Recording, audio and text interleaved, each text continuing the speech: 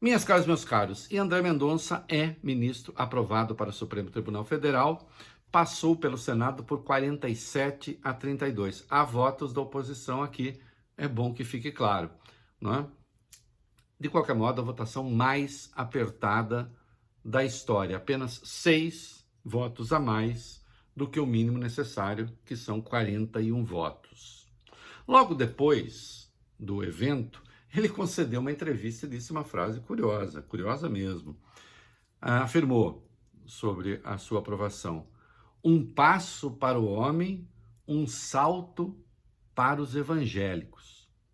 Fecha aspas. Então, aquele que passou toda a sabatina do Senado dizendo que ali era um jurista que estava sob escrutínio, não um religioso, ao conceder a entrevista, falando na condição de ministro já aprovado, só falta a posse, aí então deu destaque à sua condição religiosa e ainda o fez de uma forma um tantinho patética, porque não sei se vocês sabem, ele está parafraseando Neil Armstrong, o primeiro homem que pisou na Lua, no dia 20 de julho de 1969, que disse então: um pequeno passo para o homem, um grande salto para a humanidade. De certo modo, o Mendonça associa a sua chegada ao Supremo ao fato de o homem ter alcançado a Lua.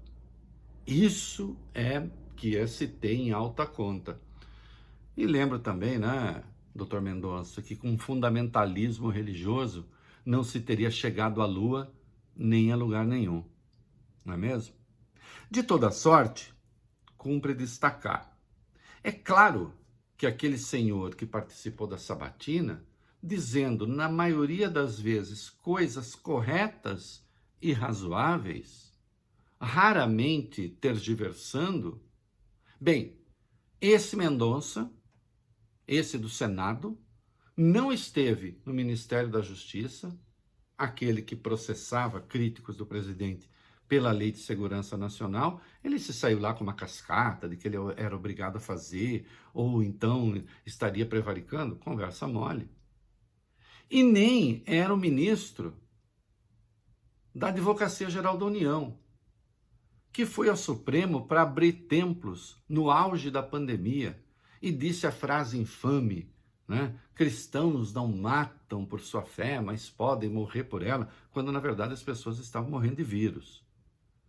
Foi indagado a respeito, disse que, caso abertos, os templos tomariam as devidas providências sanitárias. Conversa mole, conversa fiada. Mas, nas outras questões, disse as coisas corretas. Por exemplo, em relação ao casamento de pessoas do mesmo sexo, casamento civil, deixou claro que a convicção dele é contrária, mas que ele vai se pautar pela Constituição e reconheceu o direito constitucional ao casamento civil. Depois Sóstenes Cavalcanti, um deputado pastor, disse, não foi bem isso que ele disse. Não, foi bem isso que ele disse. Se ele estava mentindo, aí nós vamos verificar. Né? Elogiou a CPI da Covid, reconheceu problemas e reconheceu a eficácia da CPI, diz que não vai fazer oração no Supremo, que não é lugar para isso. Né? Em relação à Lava Jato, ele tem um pé no lavajatismo, falou aquilo que é a jurisprudência do Supremo, mas de qualquer modo ele demonstrou concordância com ela. Delação é meio de obtenção de prova, não é prova. Então, no geral, disse as coisas corretas.